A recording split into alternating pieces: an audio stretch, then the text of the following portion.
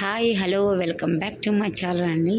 ఈరోజు రెసిపీ వచ్చేసి chicken gravy అన్నమాట. ఎప్పుడు చికెన్ మనము రెస్టారెంట్లో తినే విధంగా చికెన్ గ్రేవీ అన్నమాట. చాలా టేస్టీగా చాలా బాగుంటుంది. ఒక్కసారి ఇలా చేసి చూడండి, టేస్ట్ కూడా సూపర్గా ఉంటుంది. వైట్ రైస్లో జస్ట్ అలా చికెన్ గ్రేవీ వేసుకొని మనకు బిర్యానీలు కూడా అవసరం ఉండదు, అంత చక్కగా అంత బాగుంటుంది అనమాట. వైట్ రైస్లో కలుపుకొని తినేసేయచ్చు. ముక్కకు మసాలా చాలా బాగా పడుతుంది. ఒకసారి ఇలా ట్రై చేసి చూడండి. ఎప్పుడు కొన్ని చిన్న చిన్న ఇంగ్రీడియంట్స్ దాంట్లో మనం వేసినామంటే చాలా బాగుంటుంది.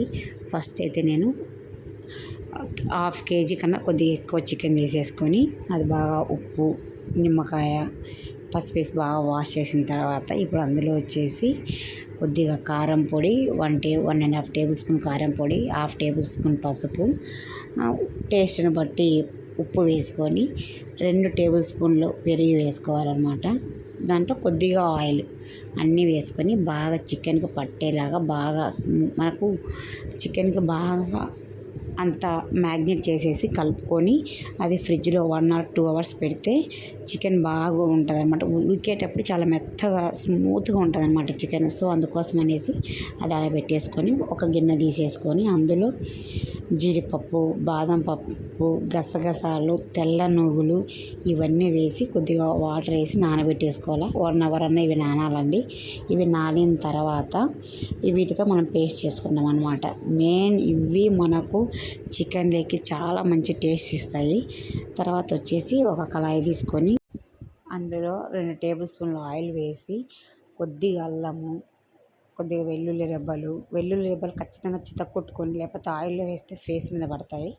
ఒక ఉల్లిపాయ, మీడియం సైజు ఉల్లిపాయ, 2 పెద్ద టమోటాలు వేసి బాగా ఇవన్నీ కొద్దిగా అందులో మనము పచ్చి కొబ్బరి యాడ్ చేస్తున్నాను. టేస్ట్కి చాలా బాగుంటుంది. పచ్చి కొబ్బరి కొద్దిగా వేసేసి 2 పచ్చిమిర్చి వేసుకొని కొద్దిగా కరివేపాకు కానీ కొత్తిమీర కానీ, నేనైతే కొత్తిమీర వేసాను, కరివేపాకు లేదు నా దగ్గర. కరివేపాకు కూడా వేసుకోండి. కొద్దిగా పుదీనా ఇవన్నీ వేసుకొని బాగా మరీ మెత్తగా కాకుండా నార్మల్గా పచ్చివాసన పోయేంత వరకు వేపుకొని అది తీసుకొని మిక్సీలో వేసేసుకోవాలి. చల్లారిన తర్వాత జీడిపప్పు, బాదం పప్పు, గసగసాలు అవన్నీ నానబెట్టాం కదా, అవి కూడా వేసేసుకొని మిక్సీలో మనము పేస్ట్ చేసేసుకోవాలన్నమాట. పేస్ట్ ఇలా అవుతుంది. పేస్ట్ పక్కన పెట్టేసుకోవాలి. అదే కళాయిలో కాకుండా నేను ఇప్పుడు వచ్చేసి మట్టి కళాయిలో చేస్తున్నాను. ఇప్పుడు హెల్త్కి చాలా మంచివి కదా. సో మట్టి కళాయి తీసుకొని అందులో వచ్చేసి 2 లేక 3 టేబుల్ స్పూన్ ఆయిల్ వేసి అందులో కొద్దిగా చెక్క, లవంగాలు, బిర్యానీ ఆకు, ఇలాచి అన్నీ వేసి అవి వేగిన తర్వాత మనం ముందుగా చికెన్ మ్యాగ్నేట్ చేసి పెట్టుకున్నాం కదా, ఆ చికెన్ వేసేసుకోవాలి. ఏమి వాటర్ వేయాల్సిన అవసరం లేదండి అస్సలు. కొద్దిగా కూడా వాటర్ యాడ్ చేయొద్దండి. మనం ఫ్రిడ్జ్లో పెట్టాం కాబట్టి ఇది బాగా మసాలా అంతా పట్టి ఉంటుంది కాబట్టి మూత పెట్టితే మనం పెట్టిన మూత వలన ఆవిరికి వాటర్ అంతా చికెన్లోకి చేరి, చూడండి వాటర్ ఎలా వచ్చాయో, చికెన్లోకి చేరితే కొద్దిగా చికెన్ ఉడికిందని మనకు అనిపిస్తే ఇప్పుడు అందులో ముందుగా మనం పేస్ట్ చేసి పెట్టుకున్నాం కదా టమోటాలు, ఉల్లిపాయలు, ఆ పేస్ట్ ఇందులో వేసేసుకొని మీడియం ఫ్లేమ్లో పెట్టేసుకొని మూత పెట్టేసుకోవాలండి.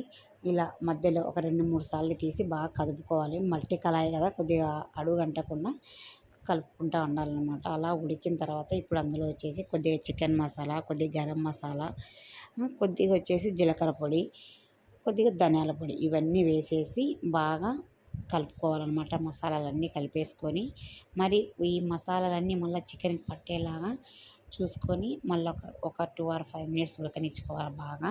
ఇలా ఉడికిన తర్వాత మనకు గ్రేవీ కావాలి కదా, సో దానికోసము మీకు ఎంత వాటర్ కావాలో, గ్రేవీ ఎంత పల్చగానా థిక్గా అనేది చూసి మీరు వాటర్ వేసుకోండి. ఆ వాటర్ వేసిన తర్వాత మూత పెట్టేసుకొని ఉడకనివ్వండి చాలు. సో ఫైనల్గా అయితే మనకు చికెన్ గ్రేవీ రెడీ అయిపోయింది. చూసారు కదా, చాలా సింపుల్, చాలా టేస్టీగా ఉంటుంది. ఎప్పుడు ఒకేలాగా కాకుండా కొద్దిగా డిఫరెంట్గా ట్రై చేయండి. టేస్ట్ చాలా బాగుంటుంది. మా వీడియో మీకు నచ్చినట్లయితే లైక్, షేర్, సబ్స్క్రైబ్.